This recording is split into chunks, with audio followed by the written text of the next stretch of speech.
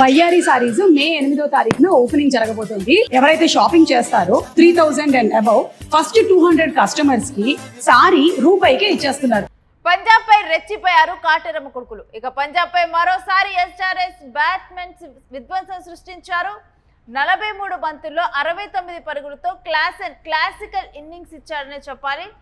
ఇక ఇషాన్ కిషన్ 32 బంతుల్లో 55 పరుగులు ఇక మెరుపు దాడి చేశాడు. దీంతో నితీష్ కుమార్ రెడ్డి 29 పరుగులు చేయటం, దీంతో కూడా బౌండరీల మూత మోగిందని చూడొచ్చు. 4 వికెట్లు నష్టపోయింది. 235 పరుగులు చేసింది ఎస్ఆర్హెచ్. ఇంకా పంజాబ్ విజయ లక్ష్యం ఇప్పుడు 236 పరుగులుగా ఉంది. ఇక ఈ మ్యాచ్ అనాలిసిస్ మా స్పోర్ట్స్ అనలిస్ట్ వెంకట్ అందిస్తారు. ఎస్ వెంకట్, పంజాబ్ పై ఎస్ఆర్హెచ్ రెచ్చిపోయినట్టు తెలుస్తోంది. ఈ మ్యాచ్ అనాలిసిస్ ఏంటి?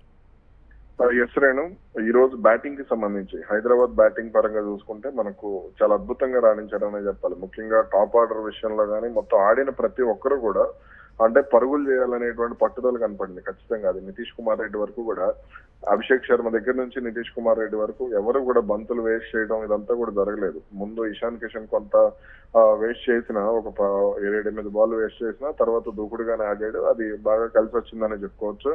ఇక అభిషేక్ శర్మ అలాగే ట్రావిస్ హెడ్ వీళ్ళిద్దరూ పవర్ ప్లేలో ఇచ్చినటువంటి ఆరంభాన్ని ఆ తర్వాత కంటిన్యూ చేసేటువంటి విషయంలో ఇషాన్ కిషన్ గానీ, హెన్రిచ్ క్లాసెన్ గానీ వీళ్ళిద్దరు కూడా సక్సెస్ అయ్యారనే చెప్పాలి.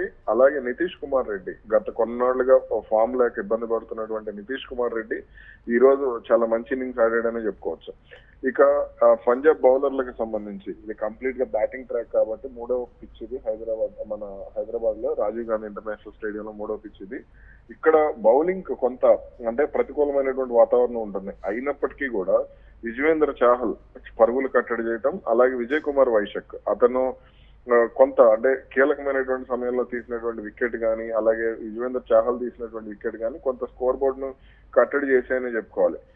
అయితే ఇక్కడ హెన్రిచ్ క్లాసెన్ క్యాచ్లు వదిలేయటం అనేది హైదరాబాద్ కు చాలా కలిసి వచ్చింది. దాదాపు 3 క్యాచ్లు 2 క్యాచ్లు వాళ్ళు వదిలేసినటువంటి పరిస్థితి. దాన్ని క్లాసెన్ చాలా అద్భుతంగా వినియోగించుకున్నాడని చెప్పుకోవచ్చు.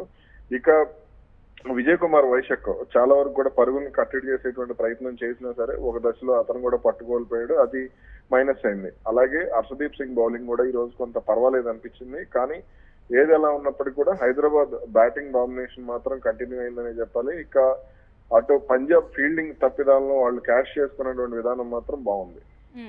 ఇక పంజాబ్ టీం చూస్తే పంజాబ్ కూడా ఒక స్ట్రాంగ్ టీం. పంజాబ్ ఇప్పుడు తన విజయ లక్ష్యాన్ని ఏ విధంగా ఛేదించనుంది, ఆట తీరు ఎలా ఉండనుంది అనుకోవచ్చు వెంకట్? ఖచ్చితంగా పంజాబ్ కి సంబంధించి కొంత ఈ పవర్ ప్లే లో ఎన్ని పరుగులు చేస్తారనే దాని మీదనే వాళ్ళకి విజయ అవకాశాలు అనేది ఆధారపడి ఉంటాయి. అయితే ఓపెనర్లు ప్రభసిమ్రాన్ సింగ్ గానీ, అలాగే ప్రియాంష్ ఆర్య గానీ వీళ్ళిద్దరూ మంచి ఇన్నింగ్స్ ఆడితే మాత్రం వాళ్ళకి పెద్ద ఇబ్బంది ఉండకపోవచ్చు. ఇక కూపర్ కాన్లీ, శ్రేయస్ అయ్యర్, శశాంక్ సింగ్ వీళ్ళ రూపంలో వాళ్ళకి మంచి ఇది ఉంది, మంచి టాప్ ఆర్డర్ ఉంది. అలాగే సూర్యాంష్ హెగ్దే ఇతను మొన్న మంచి ఇన్నింగ్స్ ఆడాడు. అతను 57 పరుగులు చేశాడు లాస్ట్ మ్యాచ్ లో. అది కూడా అలాగే స్టోయినిస్ కూడా ఉన్నాడు. అలాగే మార్కో ఎన్సైన్ వరకు వాళ్ళకి బ్యాటింగ్ ఉంది. అవసరమైతే లోకి ఫెర్గ్యూసన్ కూడా బ్యాటింగ్ చేయగలడు. కాకపోతే వీళ్ళు పవర్ ప్లే లో కనుక ఒక 70 నుంచి 80 పరుగులు వరకు చేయగలిగితే మాత్రం పంజాబ్ కు చాలా మంచి అవకాశాలు ఉండేటువంటి ఛాన్స్ అయితే కనపడుతోంది. Right, thanks for the analysis Venkat. ఇక ఇప్పుడు పంజాబ్ విజయ లక్ష్యం 236 పరుగులుగా ఉంది. పవర్ ప్లేలో కనుక పంజాబ్ రాణిస్తే పంజాబ్ కూడా అంటే గెలుపు దిశగానైతే అడుగులు వేసే అవకాశం ఉంటుంది. ఎస్ఆర్హెచ్ ఈరోజు అదరగొట్టింది, ఎవరికి వాళ్ళు కూడా టీంలో బాగా ఆడారు. ఇక 4 వికెట్లు నష్టపోయి 235 పరుగులు చేయడం జరిగింది. ఇక దీంట్లో నితీష్ కుమార్ రెడ్డి అయితే బౌండరీల మూత ముగించాడు. ఇక దీంట్లో మనం చూస్తే పంజాబ్ కొన్ని క్యాచ్లు వదిలేయటం ఇటు ఎస్ఆర్హెచ్కి ప్లస్గా మారింది. ఇషాన్ కిషన్ 32 బంతుల్లోనే 55 పరుగులు చేశాడు. ఇక 43 బంతుల్లో 69 పరుగులతో క్లాసికల్ ఇన్నింగ్స్ ఇచ్చాడు.